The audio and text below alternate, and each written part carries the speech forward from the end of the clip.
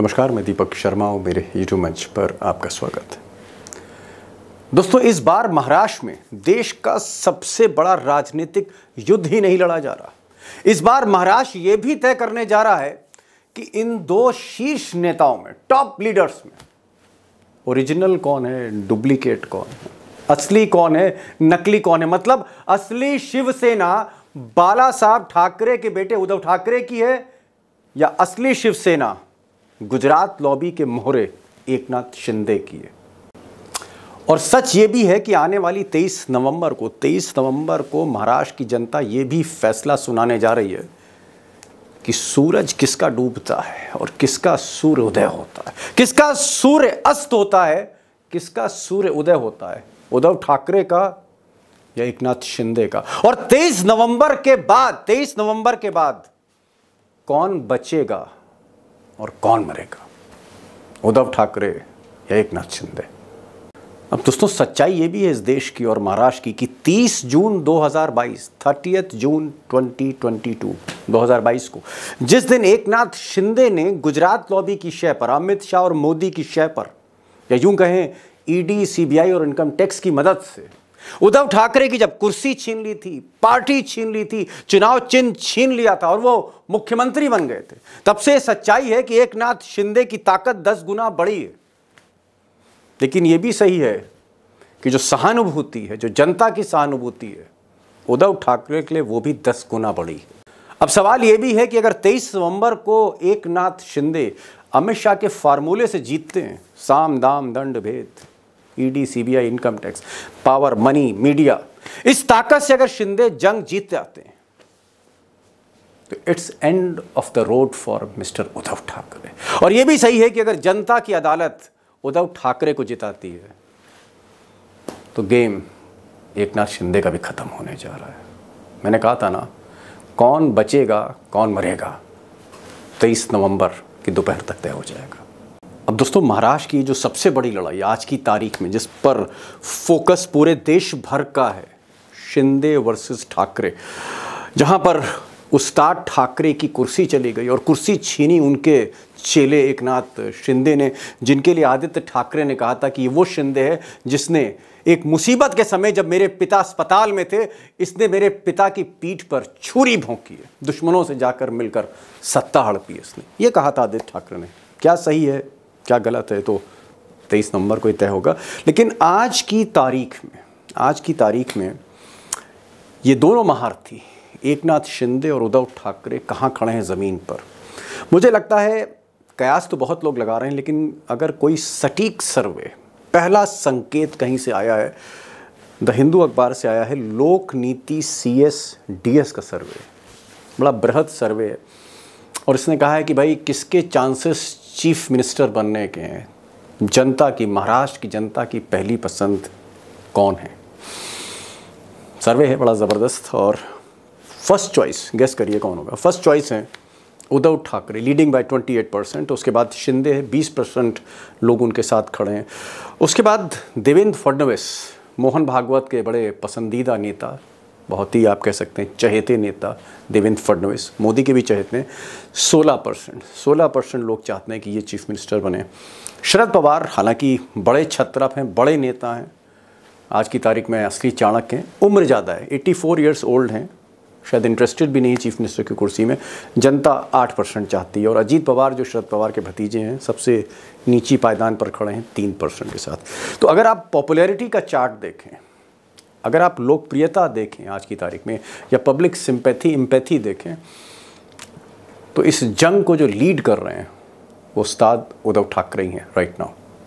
अब दोस्तों, एक और सिग्निफिकेंट पॉइंट है जो मैं आपके साथ साझा करना चाहता हूँ, वो ये है कि अगर आप वोट बैंक देखें कि किसको कितने वोट मिल रहे हैं, तो मुझे लगता है उद्धव ठाकरे ने वहाँ भी बाजी मारी है, क्योंकि जब से वो कांग्रेस के साथ आए हैं, शरद पवार के साथ आए, तो उनका जो वोट है उसका एक्सपेंशन हुआ है। और एक्सपेंशन बोले तो अगर आप लोक नीति CS-DS का सर्वे अगर आप देखते हैं, चार्ट अगर आप देखते हैं, तो इसमें आप देखिए कि ना सिर्फ उन्होंने शेड्यूल कास्ट और शेड्यूल ट्राइब इनको अपनी तरफ खींचा है, तकरीबन 30%, 31% SC और ST हैं, 52% मुस्लिम्स भी शिफ्ट हुए हैं। मुस्लिम्स भी उनकी तरफ आए। और जहाँ तक मराठा है तो मराठा भी उनके साथ 20% हैं, उनके साथ ओबीसी भी हैं, कुनबी भी उनके साथ हैं। हालांकि मराठा में इस वक्त थोड़ी बाजी मार ली है एकनाथ शिंदे ने, लेकिन ओवरऑल अगर आप देखेंगे तो हिंदू मेजॉरिटी भी उनके साथ है, अपर कास्ट भी उद्धव ठाकरे के साथ है, मुस्लिम्स भी उनके साथ है जो शिंदे या फडणवीस के साथ नहीं है। कुल मिलाकर जो अगर आप एक इंद्रधनुष बनाते हैं, सातों रंग जोड़ देते हैं वोट के, तो ये सातों रंग कुछ कम कुछ ज़्यादा उद्धव ठाकरे के साथ में। और जहां कहीं ना कहीं मात खा रहे हैं एकनाथ शिंदे, तो in terms of vote bank Uddhav Thackeray seems to be in a comfortable position. अब देखना यह होगा कि इसमें कितना वोट वो खींच पाते हैं, कितना वोट अपनी तरफ खींच पाते हैं। वोट उनके साथ है, खींचते कितना है 23 नवंबर को पता लगेगा। अब दोस्तों इस तस्वीर का एक दूसरा पहलू भी है। ऐसा नहीं है कि उद्धव ठाकरे आगे ही आगे हैं, कुछ ऐसे एरियाज़ हैं जहां उद्धव ठाकरे के साथ साथ बराबर दौड़ रहे हैं एकनाथ शिंदे, बराबर दौड़ रहे हैं। अगर आप गढ़ देखें, शिवसेना का गढ़ देखें, बाला साहब ठाकरे की ज़मीन देखें, उनकी तपोभूमि देखें, कर्म भूमि देखें, तो बाला साहब ठाकरे का जो गढ़ है वो मुंबई है। मुंबई के चारों तरफ मेट्रोपॉलिटन रीजन है, बगल में थाने है, कल्याण है, और फिर कोंकण बेल्ट, यानी वो जो सड़क मुंबई से गोवा की तरफ जाती है रत्नागिरी होते हुए, वो जो कोंकण बेल्ट है, यही तपोभूमि बाला साहब ठाकरे की रही है। अगर हम इसको इन टर्म्स ऑफ असेंबली सीट्स देखें तो 75 सीटें, 75 सीट्स हैं। मुंबई रीजन में 36 सीटें हैं असेंबली की, और थाने कोंकण एरिया में 39 सीट्स हैं। पिछला चुनाव जो हुआ था, पार्लियामेंट का चुनाव था, लोकसभा का, जिसके नतीजे 4 जून को आए थे, अगर उन लोकसभा सीटों को हम असेंबली में कन्वर्ट करें, विधानसभा में कन्वर्ट करें, तो 48 सीटों पर भारी पड़ गए एकनाथ शिंदे। 48 सीटें जीती लोकसभा के, अगर हम आंकड़े लेते हैं तो उनको कन्वर्ट करते हैं। 48 सीट्स पर महायुति यानी एनडीए आगे, और महाविकास अघाड़ी यानी शरद पवार, उद्धव ठाकरे और कांग्रेस 27 सीटों पे आ गए। यानी ज़मीन पर कहीं ना कहीं शिंदे को थोड़ा सा ट्रैक्शन मिल रहा है, और इस ट्रैक्शन को उद्धव ठाकरे को रोकना पड़ेगा। यानी जो ज़मीन उनकी है उस ज़मीन पर सबक सिखाना होगा शिंदे को, चेले को, वरना गणित बिगड़ भी सकती है। अब जो सबसे बड़ा राजनीतिक युद्ध है, सेना वर्सेस सेना, उस्ताद वर्सेस चेला, शिंदे वर्सेस ठाकरे, उद्धव ठाकरे, इसमें कौन आगे है, कौन पीछे है, क्या होने जा रहा है, कौन हारेगा तो क्या होगा, कौन जीतेगा तो क्या होगा, काफ़ी कम्प्लेक्स इशू है, बहुत इंपॉर्टेंट इशू भी है। पूरा जो महाराष्ट्र का चुनाव है इसी के इर्द गिर्द। और अगर आप महाराष्ट्र की राजनीति देखेंगे पिछले 3-4 वर्षों की, तो वो शिवसेना पर ही आके अटकी हुई। उसका जो फोकल पॉइंट है शिवसेना है। पहले उद्धव ठाकरे मुख्यमंत्री थे, उसके बाद उद्धव ठाकरे की कुर्सी को छीन कर उनके चेले को बैठा दिया गया। यही है 5 साल की कहानी। कुल मिलाकर सारी जो तस्वीर है उसके चारों तरफ उद्धव ठाकरे या एकनाथ शिंदे। तो इन दोनों की जंग में अल्टीमेटली किसका सूर्योदय होगा, और जिसका सूर्योदय होगा उसी को ओरिजिनल भी कहलाया जाएगा। कम से कम इलेक्शन की अदालत में जो कुछ हुआ, जनता की अदालत जो फैसला करेगी वही आखिरी फैसला होगा कि शिवसेना अल्टीमेटली किसके साथ जाती है। बड़ा कम्प्लेक्स इशू है, वेरी टफ क्वेश्चन। 3 खास मेहमानों को बुलाया है। मैंने कोशिश करी कि जो मुंबई और कोंकण और थाने एरिया को समझते हैं पत्रकार, आज उनको बुलाऊं। अनुराग चतुर्वेदी जी 45 वर्षों से मुंबई के इर्द गिर्द पत्रकारिता कर रहे हैं, उनको मैंने कहा पाइए। सुधीर सूर्यवंशी डेली बेसिस पर रिपोर्टिंग करते हैं और इस एरिया को जानते हैं, मुंबई में ही रहते हैं, वो भी लाइव हो रहे हैं। किसकी हार होगी, किसकी जीत होगी, राष्ट्रीय राजनीति पर उसका क्या इम्पैक्ट पड़ेगा, महाराष्ट्र में क्या इम्पैक्ट पड़ेगा, सवाल ये भी बड़ा है। तो मैंने उमाकांत लखेड़ा से कहा कि ज़रा आप दिल्ली से देखिए महाराष्ट्र को, अंत तक इस वीडियो को देखिए, क्योंकि बहुत बड़ा सवाल है। कौन ओरिजिनल है, कौन डुप्लीकेट है, आज के दौर में बड़ा सवाल है। असली किसकी, नकली किसकी, शिवसेना। मेरा जो पहला सवाल है वो सुधीर सूर्यवंशी जी से। सुधीर जी, आप मुंबई की रिपोर्टिंग करते रहें, बरसों बरस से करते रहें। उद्धव ठाकरे को आपने देखा, राइज ऑफ शिवसेना को भी आपने देखा है, और आपने ये जो शिवसेना को टूटते हुए भी देखा है, 2 भागों में बंटते हुए भी देखा है। और महाराष्ट्र के इस इलेक्शन में एक बार फिर से लोग ऐसा कह रहे हैं कि जो असली लड़ाई है मुंबई में, जो लड़ाई है वो उद्धव ठाकरे और एकनाथ शिंदे के बीच में, मुंबई, कल्याण, थाने, कोंकण। क्या आपको लगता है कि सारा दारोमदार उद्धव ठाकरे पर है? अगर उद्धव ठाकरे अपना स्ट्राइक रेट इंप्रूव करते हैं, उद्धव ठाकरे अगर सीटें ज्यादा लाते हैं जिस बेल्ट में वो सक्रिय हैं, तो महाविकास अघाड़ी की जीत आसान हो सकती है। Everything depends on Uddhav Thackeray right now. बिल्कुल दीपक जी, हम जब लोकसभा की टेम्पलेट लेते हैं, वो टेम्पलेट में जिस तरीके से महाविकास आघाड़ी के भरभक्कम उनको वोट मिले, उनके सीटें आई, महाराष्ट्र उत्तर प्रदेश के बाद में सबसे ज्यादा 48 लोकसभा की सांसद चुनने वाला स्टेट है। वहां पे कांग्रेस ने 13 ऑफिशियल और एक इंडिपेंडेंट से 14 कैंडिडेट चुन के आए। शरद पवार के 10 में से 8 कैंडिडेट चुन के, कांग्रेस के 13 जो थे वो 17 में से चुन के आए थे। उद्धव ठाकरे ने 21 कैंडिडेट लड़े थे, उनमें से उनके 9 कैंडिडेट चुन के आए थे। तो मुझे लगता है जब स्ट्राइक रेट हम देखते हैं हर पार्टी का, महाविकास आघाड़ी का, तो उसमें उद्धव ठाकरे थोड़ा उनका परफॉर्मेंस डाउन था, लेकिन उनकी कुछ गलतियां थी, कुछ खामियां थी 2-3 जगहों पे। वो नहीं करते तो मुझे लगता है उनका टैली कांग्रेस से भी बढ़िया सबसे सिंगल लार्जेस्ट पार्टी उभर सकती थी। लेकिन जो विधानसभा का जो चुनाव है उनके लिए एक बड़ी लिटमस टेस्ट है उनके लीडरशिप की। और जो मुझे लगता है ये विधानसभा के लोकसभा के चुनाव में प्राइम मिनिस्टर चुनना था, अभी प्राइम मिनिस्टर, अभी सीएम चुनना है। तो मुझे लगता है इस दौड़ में, इस रेस में उद्धव ठाकरे खुद है, तो इसलिए खुद के लिए मुझे लगता है पूरी अपनी जान की बाजी और बाकी जो भी कुछ चीजें, रिसोर्सेस लगते हैं, जो भी कुछ करिश्मा लगता है, वो सब चीजें लगाएंगे। और जब स्ट्राइक रेट उनका अच्छा आएगा तो ऑटोमेटिकली महाविकास आघाड़ी का जो परफॉर्मेंस है वो एलिवेट हो जाएगा। इसलिए महाविकास आघाड़ी की पूरी दारोमदार उद्धव ठाकरे के ऊपर है, ये पहली बात। दूसरी अद्भुत बात उद्धव ठाकरे के बारे में, जब भी उद्धव ठाकरे के ऊपर कोई लोग संदेह पैदा होता है, मैंने बहुत बार देखा है कि जब नारायण राणे छोड़ के गए उस वक्त भी संदेह निर्माण किया गया था कि उद्धव ठाकरे पार्टी संभाल नहीं सकते। उस टाइम ऐसा लग रहा था कि बीएमसी बंबई जो कॉर्पोरेशन उसके हाथ से निकल जाएगी, लेकिन उद्धव ने दिखा दिया। उसके बाद में बाला साहब के बाद ऐसा लगता था कि उद्धव ठाकरे संभाल नहीं पाएंगे कमान, लेकिन बाला साहब के टाइम में जितनी सीटें नहीं आई थी उससे ज्यादा सीटें 2014 में उद्धव ठाकरे ने शिवसेना को लाके दिया था। 2017 का बीएमसी का इलेक्शन मैंने बहुत ही नजदीकी से देखा है, बहुत ही नेक एंड नेक इलेक्शन था। बीजेपी सेंटर में पावर में थी, स्टेट में पावर में थी, देवेंद्र फडणवीस हो, आशीष शेलार जो बंबई के प्रेसिडेंट, उन्होंने सब जान की बाजी लगाई थी, तभी भी उद्धव ठाकरे ने उनको मात दी थी। मुझे लगता है कि जब भी उद्धव ठाकरे पर एक संदेह पैदा होता है उनकी लीडरशिप में, तभी तो बाउंस बैक होते, और ये मुझे लगता है ये सबसे बड़ा मौका उनके लिए है। एक बड़ी बात सुधीर जी ने कही, बारीक नजर रखते हैं उद्धव ठाकरे पे। इन्होंने कहा कि उद्धव ठाकरे दरअसल क्राइसिस मैनेजर है। जब क्राइसिस आती है उतना ही अच्छा खेलते, घबराते नहीं हैं, उनकी नर्व्स ब्रेक नहीं करती। जब भी मुसीबत आती है तब उद्धव ठाकरे का असली रूप दिखता है। जैसे कोविड को अगर आप देखें, कोविड में सबसे ज्यादा जो अंतरराष्ट्रीय एजेंसियां WHO कह रही थी कि साहब मुंबई में तो बुरा हाल हो जाएगा, तबाही सबसे ज्यादा मुंबई में होगी दुनिया में अगर कहीं होगी। लेकिन उसी मुंबई को एक बहुत बड़े क्राइसिस से जिस तरह से उद्धव ठाकरे ने निकाला, आज भी लोग याद करते हैं, उनको कंपेयर करते हैं। क्राइसिस मैनेजर हैं और क्राइसिस में, विपदा में, विपरीत परिस्थितियों में तैरते हैं।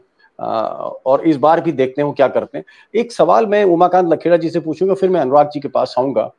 मेरा सवाल लखेड़ा साहब बड़ा स्पष्ट है, बहुत स्ट्रेट है, और अमूमन इस तरह के सवाल कोई पूछता नहीं आजकल, अवॉइड ही करता है इस दौर में, लेकिन मैं बहुत स्पष्ट सवाल करने जा रहा हूं। मेरा सवाल ये है कि क्या आज की जो राजनीतिक परिस्थितियां, आज का जो दौर है, उसमें उद्धव ठाकरे, उद्धव बाला साहब ठाकरे एकमात्र ऐसे नेता, इकलौते ऐसे नेता हैं कि मुसलमान भी उनकी तरफ झुका हुआ है और हिंदू मेजॉरिटी भी उनकी तरफ झुकी हुई।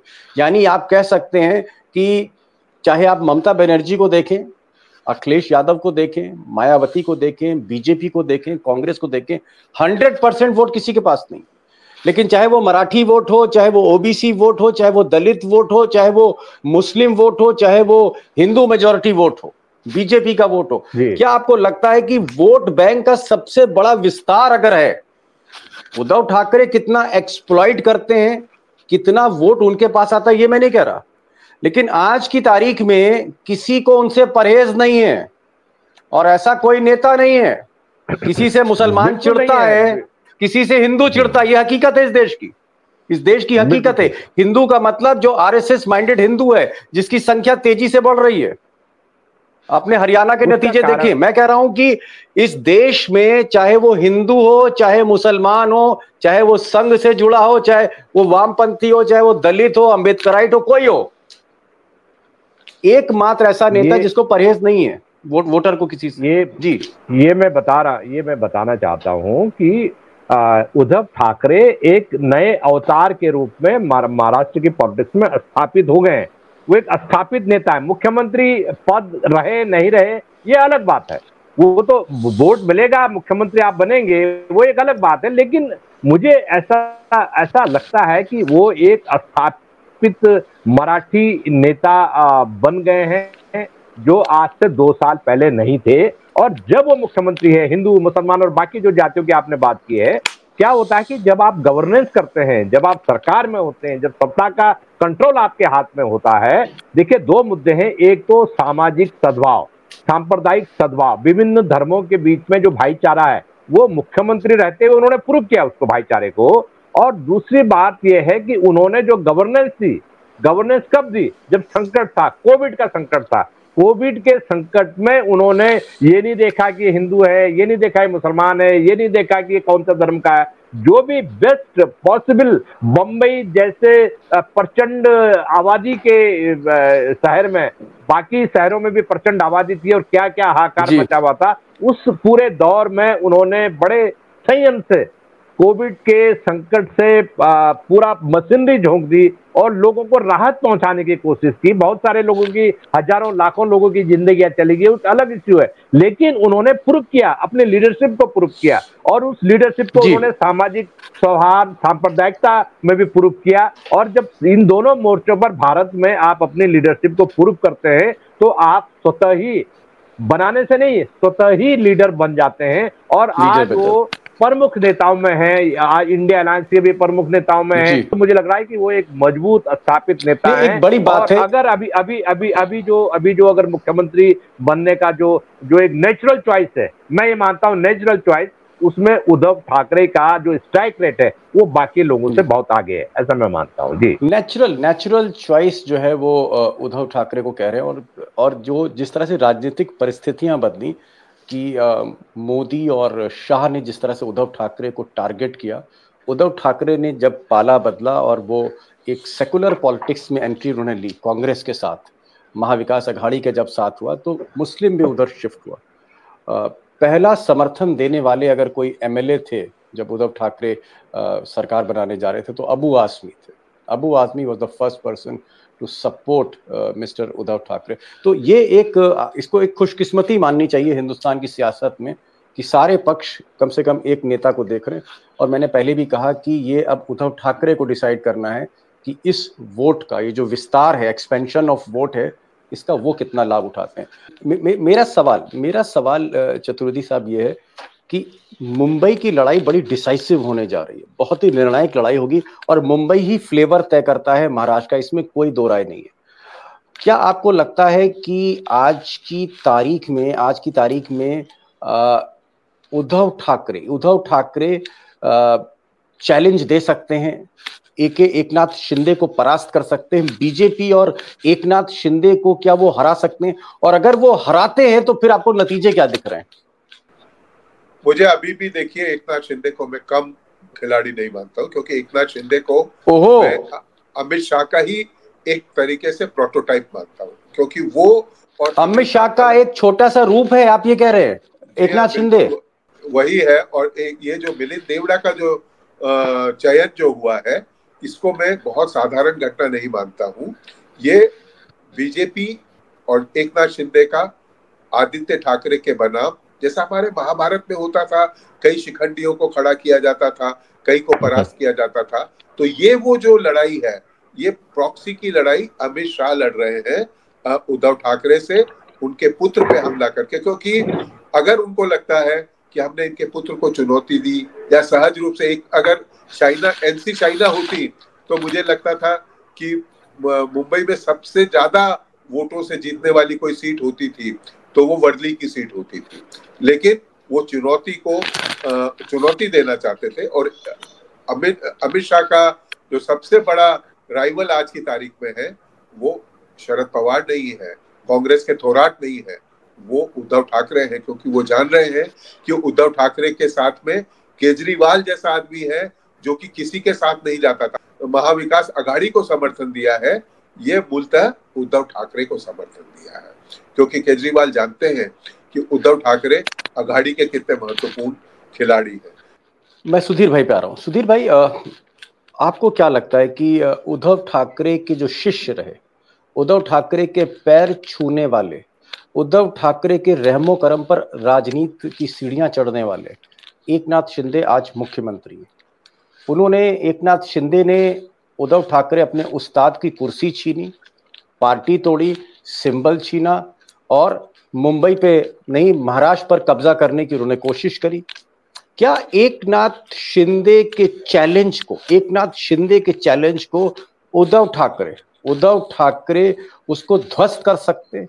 इस चुनौती को वो तोड़ सकते हैं, या आपको लगता है कि एकनाथ शिंदे और उद्धव ठाकरे की जो लड़ाई है वो डिसाइसिव होने वाली है, दोनों भारी हैं, या उद्धव ठाकरे भारी पड़ सकते? ये जो लड़ाई है एकनाथ शिंदे और उद्धव ठाकरे की, उस्ताद और चेले की, ये लड़ाई आपको कैसी दिख रही है और इसमें क्या होने वाला है? देखो दीपक जी, जब उद्धव ठाकरे की सरकार गिरेगी, बहुत से उनके एमएलए भाग के पहले सूरत, बाद में गुवाहाटी, बाद में गोवा चले गए। उस वक्त भी उद्धव ठाकरे डिसाइड करते कि मेरी सरकार बचानी है, तो मुझे लगता कि वो सरकार बचा सकते थे। लेकिन उन्होंने सोचा कि जो लोग जाने वाले वो जाएंगे, इन लोगों के जो करप्ट माइंड के है, करप्ट है उनके साथ व्यवहार, तो ऐसे लोगों को रुकाना कोई अच्छी बात नहीं, उन्होंने जाने दिया। मुझे लगता है कि उसी टाइम में वो रुकाते तो आज एकनाथ शिंदे अपने को देखने को नहीं मिलता, उनकी सरकार भी गिरती नहीं। राजनीति में जैसे हमने बात किया था, छल कपट, साम दाम दंड भेद का उपयोग करना होता है, वो उद्धव ठाकरे के उनके कंडक्ट में और उनके नेचर में थोड़ा बहुत मुझे लगता है कि कॉन्ट्रडिक्टरी होता है। लेकिन जो ये अभी जो आने वाला जो विधानसभा का चुनाव है, ये बहुत ही डिसिसिव चुनाव है। तो यहाँ पे लीडरशिप फाइनल हो जाएगी, यहाँ पे आने वाली महाराष्ट्र की राजनीति कौन से दौर में जाएगी ये भी फाइनल हो जाएगी। इसमें मुझे लगता है कि सबसे बड़ा यूएसपी जो एकनाथ शिंदे का है वो पैसा, उसके आगे और पीछे उनका दूसरा यूएसपी नहीं है। उद्धव ठाकरे का यूएसपी ऐसा है कि शिवसेना का बाकायदा उद्धव ठाकरे उनके पिताजी का भी, क्योंकि उनका ऐसे कोई कास्ट से स्टिक नहीं, जैसे कुछ लीडर जैसे आपने कहा था माइनॉरिटी हो, मुस्लिम्स हो, वो छवि में रहते, कुछ लीडर हिंदू की छवि में रहते, कुछ लीडर अपने कास्ट के छवि में रहते। उद्धव ठाकरे ऐसे लीडर्स है महाराष्ट्र में, वो बियॉन्ड कास्ट है, उनको ओबीसी भी चाहता है, उनको मराठा भी चाहता है, उनको दलित भी चाहता है, उनको ट्राइबल भी चाहता है, उनको मुस्लिम भी चाहता है, इसलिए सब वोट मिले। अभी उनकी संख्या कितनी है डिस्प्यूट की बात है, लेकिन ये जो उनका जमावड़ा है, ये जो वोटों का कुनबा है, वो बढ़ा सकते हैं। उनके पास एक ताकत, एक पोटेंशियल है। मैंने देखा है कि उद्धव ठाकरे के पास बाला साहब की जो ज्वलंत हिंदुत्व की भी विचारधारा है, लेगेसी है, और दूसरी बात उनके जो दादाजी थे प्रबोधनकार ठाकरे, उनकी इंक्लूसिव सेक्युलर जो विचारधारा थी, वो विचारधारा भी उनके पास में, तो दोनों चीज लेके वो अपना कुनबा बढ़ा सकते हैं। अभी उनके ऊपर डिपेंड है बैटिंग किस तरह से करनी है, सचिन की तरह करनी है कि नंबर 5 पे और 6 पे जाके करनी है। जितना ज्यादा बैटिंग करेंगे उतने वो ज्यादा रन बटोर पाएंगे। और बम्बई तो वानखेड़े स्टेडियम में क्रिकेट का एक सिनोनिम कहा जाता है बम्बई को, तो मुझे लगता है ये उनके लिए एक बड़ा मौका है। बड़ा मौका है। क्या लगता है आपको लखेड़ा साहब, क्या लगता है कि क्या उद्धव ठाकरे एकनाथ शिंदे की दुकान बंद कर देंगे, या एकनाथ शिंदे को आप अंडरमाइन नहीं कर रहे? देखिए, एक बात मैं बहुत साफ बताना चाहता हूं कि असली नकली का फैसला होना है इस चुनाव में। असली देखिए, इलेक्शन कमीशन तो बीजेपी के गोद में बैठा हुआ है, तो वो तो असली नकली का फैसला करेगा नहीं, वो तो जजमेंट की भूमिका में नहीं है। भारतीय जनता पार्टी उसके पीछे पड़ी हुई है। भारतीय जनता पार्टी जो तय करती है वही सब इलेक्शन कमीशन। आप कह रहे हैं कि पब्लिक को तय करना असली नकली कौन है, असली शिवसेना कौन, नकली शिवसेना कौन? ठीक है, एक पॉइंट वेल टेकन जी। आप ये देखिए, दूसरी बात आप ये देखिए कि ये जो महाराष्ट्र में जो अराजकता का माहौल, जो राजनीतिक अस्थिरता का माहौल पैदा हुआ है, इसके लिए जिम्मेदार कौन है? पूरी तरह गुजरात लॉबी, अमित शाह, मोदी। और आप महाराष्ट्र की पॉलिटिक्स को हड़पना चाहते हो। उसका जो शिवसेना का जो हिंदुत्ववादी, जो उसका हिंदुत्व का जो उसका बेस था, उसने कहा कि भाई मेरे अंगना में तुम्हारा क्या काम है। अब जो हिंदुत्व जब है, शिवसेना है, तो वहां भारतीय जनता पार्टी साथ में थी, और जब थोड़ा मजबूत हो गई तो उन्होंने उनको खाने की कोशिश की, और जब खा नहीं पाए तो दो टुकड़े कर दिए। तो अब इस इलेक्शंस में देखिए, जैसे अब साफ साफ दिखाई दे रहा है शरद पवार और अजीत पवार, तो निश्चित रूप से अजीत पवार इस इलेक्शन में साफ हो जाएंगे। ये अभी से दिख रहा है। लोकसभा चुनाव में आधा साफ हुए थे, मतलब 90% साफ हो गए थे, 1% रह गए थे। तो अब तो जनता फैसला करती है, असली नकली जनता भी तय कर लेती है। और मुझे ऐसा लगता है कि उद्धव ठाकरे सशक्त बन के उभरेंगे, और एक नाथ शिंदे उनके सामने डाउन होंगे। ठीक है कि वो लड़की बहना योजना लेके आ जाए, बेरोजगारी भत्ता लेके आ जाए, प्रशासन, शासन, व्यवस्था, कंट्रोल, और सब उनके पास है, दादागिरी है, डॉन है, लोकल डॉन है, और सबको डरा धमका रहे हैं कि साला हमको ही पावर में आना है, और पीछे से बीजेपी खड़ी है। तो मुझे लग रहा है कि ये असली नकली का फैसला भी होना है, और ये महाराष्ट्र का चुनाव पर पूरे देश और पूरी दुनिया की निगाह इसीलिए लगी हुई है। जी चतुर्वेदी जी, मैं आ रहा हूँ। लास्ट क्वेश्चन मैं सुधीर जी से पूछूंगा। सेकंड लास्ट क्वेश्चन मैं अनुराग जी से पूछने जा रहा हूँ। अनुराग जी, आपको लगता है कि अगर उद्धव ठाकरे अपने स्ट्राइक रेट को इंप्रूव नहीं करते, उनके बल्ले से रन नहीं बनते, सीटें नहीं आती, और अगर वो एक नाथ शिंदे को ध्वस्त नहीं करते हैं, जो मौका उनको मिला है, तो फिर मुश्किल में पड़ सकता है उद्धव ठाकरे का फ्यूचर जो है, क्योंकि आज उनके पास ना पार्टी है, ना पार्टी का उनके पास सिंबल है, जो उनके पिताजी ने पार्टी खड़ी करी। तो आज देखा जाए तो उद्धव ठाकरे के पास कुछ भी नहीं है। तो क्या आपको लगता है कि ये डू और डाई बैटल है उद्धव ठाकरे के लिए, करो या मरो की स्थिति है? बिल्कुल, मुझे लगता है उद्धव ठाकरे के लिए ये अंतिम मौका है।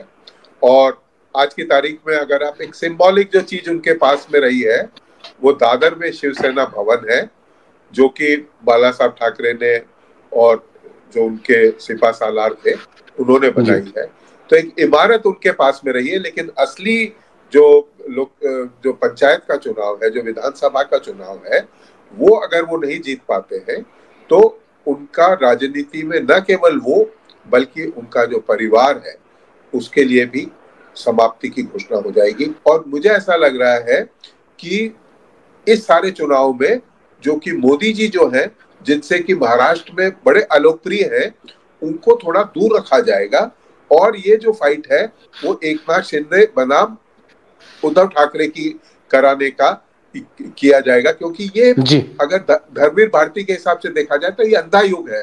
हर पार्टी एक दूसरे परिवार से लड़ रही है, कहीं कौरव है, कहीं पांडव है। तो ये चुनाव, जैसे लखेड़ा जी कह रहे थे, असली नकली है। तो मुझे लगता है ये चुनाव पांडव कौन है और कौरव कौन है, कौरव सेना कौन है, ये तय होगा। लेकिन मैं अभी भी उद्धव ठाकरे को लेके कई बार सशंकित होता हूँ, क्योंकि वो एक संवेदनशील फोटोग्राफर है, उनमें एक ह्यूमन क्वालिटीज है, जबकि एकनाथ शिंदे एक बड़ा रूथलेस और बड़ा जो उनका जो माइंड जो है, आपने कहा अमित शाह के रूप हैं वो, कलयुग के चाणक्य हैं। हाँ, तो ऐसी स्थिति में उनके ऊपर कई हमले होंगे जो कि उन्होंने अभी सोचे नहीं है। अगर वो राजनीति में निखर के आते हैं तो वो सोने की तरह उनको महाराष्ट्र की गद्दी मिलेगी, और अगर नहीं मिलेगी तो उनको अरब सागर में वो डूब जाएंगे। अनुराग जी ने बड़ी बात कही। उन्होंने कहा कि उद्धव ठाकरे मूलतः बुनियादी तौर पे एक प्रोफेशनल फोटोग्राफर हैं, बड़े सेंसिटिव हैं, संवेदनशील हैं, शरीफ आदमी हैं, और छल प्रपंच और कपट नहीं है उनमें। और दूसरी तरफ जो उनका चेला है, जिन्होंने उनसे पार्टी हड़प ली और पार्टी का सिंबल ले लिया, कुर्सी हड़प ली, एकनाथ शिंदे में कलयुग की राजनीति के सारे गुण हैं। तो एक तरफ कलयुग का चाणक्य है और दूसरी तरफ उद्धव ठाकरे, जिसकी कहीं ना कहीं तुलना मुझे ऐसा लगता है, अगर महाभारत का आप बात करें, युधिष्ठिर टाइप है। तो इसमें कौन जीतेगा ये बहुत बड़ी बात होगी। और अनुराग जी ने बहुत हिम्मत के साथ कहा कि अगर उद्धव ठाकरे ये बैटल नहीं जीतते तो फिर future is not safe for him. Sudhir ji, आखिरी सवाल है, बड़ा यक्ष प्रश्न है। Is it a do or die battle? करो और या मरो की स्थिति है। उद्धव ठाकरे जीते तो सब कुछ आ रहा है हाथ में, और उद्धव ठाकरे अगर हार गए, पब्लिक की अदालत में अगर हार गए, जनता की अदालत में हार गए, इलेक्शन कमीशन की तो अदालत में हार गए, पार्टी छिन गई, सिंबल छिन गया, लेकिन अगर जनता की अदालत में हारे तो क्या सब कुछ फिर गवा बैठेंगे? तो क्या ये एक करो और मरो की स्थिति है? और अगर उद्धव ठाकरे क्राइसिस मैनेजर हैं तो इस स्थिति में, जिसे कहते हैं अंग्रेजी में राइजिंग टू द ओकेजन, क्या इस तरह की इनिंग खेलनी पड़ेगी उन्हें? देखो, जैसे आपने जो सवाल पूछा, do or die situation Uddhav Thackeray के लिए, वो इलेक्शन कमीशन की अदालत में हार गए। जो कोर्ट की जो अपनी है वहां पे तो मामला पेंडिंग है, justice delayed is justice denied, वो हो रहा है। और तीसरी अहम चीज मुझे लगती है दीपक जी, हम सब लोगों ने मेरे ख्याल से साइंस में पढ़ा होगा। एक चार्ल्स डार्विन का एक सिद्धांत है, रिवॉल्यूशनरी सिद्धांत था उनका, survival is the fittest, survival for the fittest. जी हाँ, जी। जो आदमी स्ट्रॉन्ग रहता है इसका मतलब वो सर्वाइव होगा, ऐसा नहीं है। जो आदमी इंटेलिजेंट रहता है वो सर्वाइव होगा, इसका मतलब ऐसा नहीं है। लेकिन जो चुनौती है और जो सिचुएशन को जो अडॉप्ट करता है, उसके जैसा अपना कंडक्ट करता है, अपना बिहेवियर करता है, वो आदमी सर्वाइव होता है। तो मुझे लगता है ये कला उद्धव ठाकरे में है। जिस तरह से उन्होंने 2019 में शरद पवार और कांग्रेस के साथ जाकर सरकार बनाई, नहीं तो वैसे ही भारतीय जनता पार्टी उनकी पार्टी को वैसे ही एक स्लो पॉइजन की तरह से वैसे ही उनकी पार्टी खत्म कर रहे थे। उनको पता चला कि ये बीएमसी में अपने ऊपर आ गए, जैसे 2017 का मैंने जिक्र किया कि बीएमसी को छीनना चाहते थे, उसके बाद में महाराष्ट्र उनके हाथ से छीनना चाहते थे, इसलिए उन्होंने पाला बदला। तो मुझे लगता है कि उद्धव ठाकरे एक आर्टिस्ट है, शार्प माइंडेड एक लीडर है। उनकी छवि महाराष्ट्र में कोविड के तौर पे और ज्यादा उभरी है, पार्टी पसंद से ज्यादा। मुझे लगता है कि वो चार्ल्स डार्विन का सिद्धांत उनके जब नजर में होगा तो और जो आने वाली सिचुएशन है, यहाँ पे अमित शाह हो, एकनाथ शिंदे का पैसा, जिनकी राजनीति पैसे से शुरू होती है और पैसे से खत्म होती है, सब चीजें हो, लेकिन उद्धव ठाकरे मुझे लगता है चार्ल्स डार्विन के सिद्धांत पर काम करेंगे, सिचुएशन अडॉप्ट करेंगे, जैसे आपने कहा बैटिंग T20 की तरह करेंगे, तो बिल्कुल वो अपने ये ओकेजन पे उभर सकते हैं। एक नई चीज, एक नया पर्सपेक्टिव ऐड कर दिया सुधीर जी ने, और अंत में उन्होंने कहा कि भाई देखिए, जैसा कि अनुराग जी कह रहे हैं कि साहब शरीफ आदमी तो हैं, इसमें कोई दो राय नहीं, संवेदनशील भी हैं उद्धव ठाकरे, शरीफ भी हैं, छल कपट भी नहीं करते, लेकिन पॉलिटिकली शार्प हैं, पॉलिटिकली पप्पू नहीं है। तो वो शार्पनेस है, उनको पता था कि कब मोदी और अमित शाह क्या उनके साथ करने जा रहे हैं, एकनाथ शिंदे उनके साथ क्या करने जा रहा है, और समय समय पे सही दांव उन्होंने खेला है। और आज महाराष्ट्र में जिस तरह से कांग्रेस को ऑक्सीजन मिला है, कांग्रेस को ये नहीं भूलना चाहिए कि कांग्रेस सिर्फ एक सीट लाई थी।